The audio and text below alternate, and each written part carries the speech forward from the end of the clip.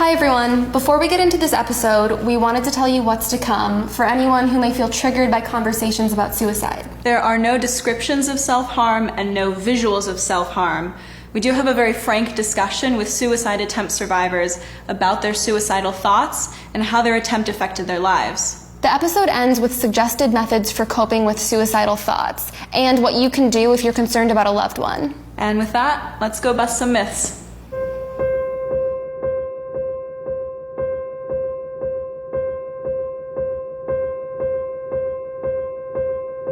My name is Shada. I'm 35. My name is Danielle. I'm 18 years old. I'm Tim. I'm 60 years old. My name is Steven. I'm 24 years old and I am a suicide attempt survivor. And I'm a suicide attempt survivor. And I'm a suicide attempt survivor. My name's Patty, and I'm a mental health professional. She's a crazy drama queen who just killed herself for attention. That's a myth. Complete myth. No. I didn't want to die, but I wanted help. It's not a need for attention. I think attention and help are two radically different things. You don't do this for attention, you do this because you're struggling. Not a cry for attention in the sense that it is not done solely to say, look at me. It is a sign that something is happening, whether a biological thing, a mental health thing. At school, especially, when you're in high school and middle school, people are gonna say things like, oh, she's so dramatic.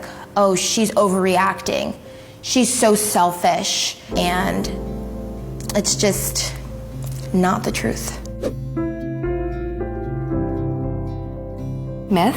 I don't think that's true for everyone. I think that's a myth. Suicide can be a scary thing to think about. Folks are often relieved when we bring up suicide. And by sharing it with somebody, actually, I think that's space for conversation to happen. I think really powerful things actually happen when you share how you're feeling with somebody. After a couple of years, I found a therapist that I'm actually still seeing today. He's like really the only person that I really feel comfortable talking to about that kind of stuff. It was hard to really tell anyone what was going on. When I started to really, get to my lowest, deepest, darkest point in my life, I think my mom was definitely a person who I could talk to about certain things, but for the most part, I think that I just felt alone.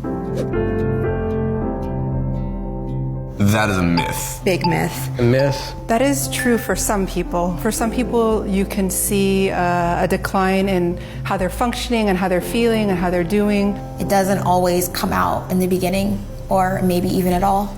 I was super scared to just have my family know that I was dealing with something, because they just act like we don't have any problems and everyone is just mentally A-okay, but it's not the truth. Before I got my diagnosis, talking about mental health and talking about therapy was a non-existent topic. Mental health has always been kind of on my radar, but I never actually talked about it with my family. I kept it all bottled up inside. You can't read depression on the outside based on how a person is looking. You can smile and feel depressed. You can smile and still feel like you want to die. This is definitely a myth. That's a myth. Myth. I thought of everybody. Some people are actually thinking about being a burden on their family. The kind of distortion of thinking that goes with that is a real focus on how people are going to be better off without me.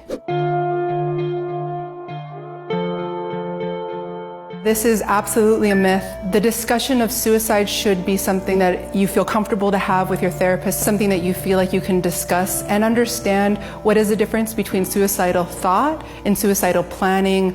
There are so many reasons that people might desire to die or no longer feel pain, but that is a very different discussion than something that would lead to the hospitalization of somebody. We want to put someone in the hospital when they're not able to keep themselves safe, and as that option only.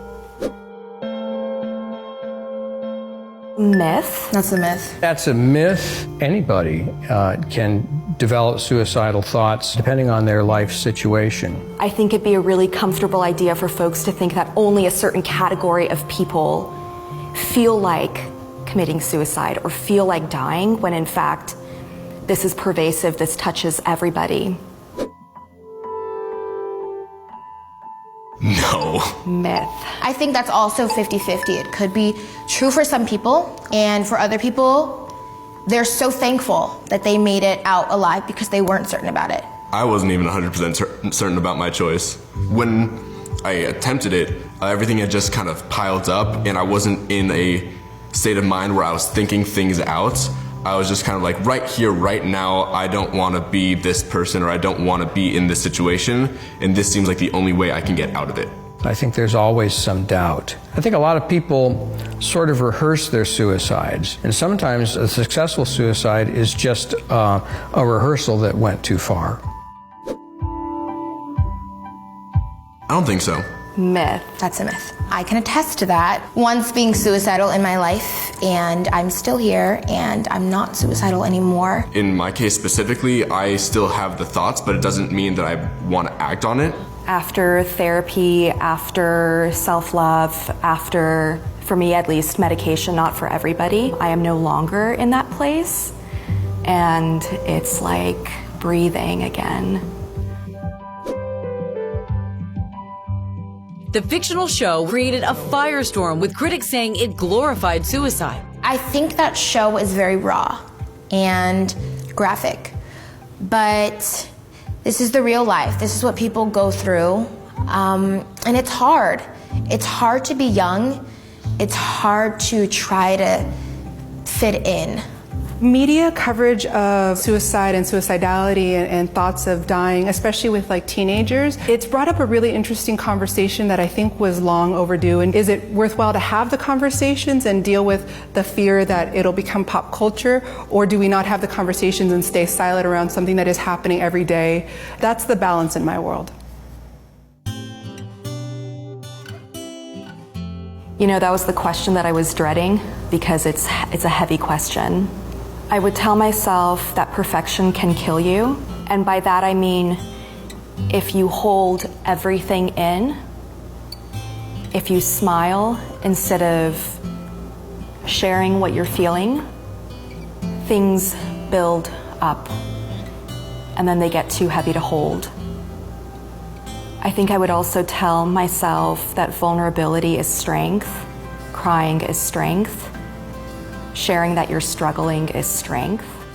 If I could give any advice to my younger self, I'd definitely say start performing or acting or doing whatever you want to do earlier. If I had started singing or acting from a much younger age, I probably would have been a lot happier a lot sooner. I think about my life right now. I think about how lucky I am to have it, especially everything that I've experienced since then. Don't give up. There is going to be triumph and roller coasters and obstacles in life, but just ride the wave. Never did I ever, being a little girl, think that I would have to deal with this, but I did. And when I was in it, never did I ever think that I would make it out alive, but I did.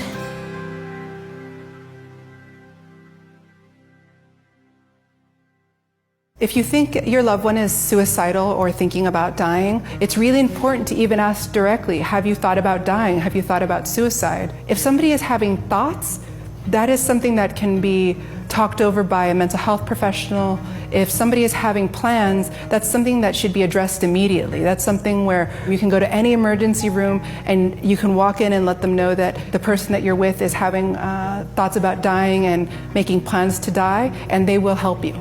If you yourself are feeling suicidal, it's really important to know that help can come to you. There are a few phone lines that you can text directly from your phone. There's some LGBT-specific phone lines like the Trevor Project. And if you are now in a place where you're really thinking about help, you can reach out to therapists. Psychology Today has a really good database, and now there's even therapy online, so that if you're not able to leave your home for mobility reasons or because your mood is so low that you're not feeling up to it, therapy can come to you. It's about being open to reaching out. It's about knowing that services can be free of charge, and we want to help. We want to see you.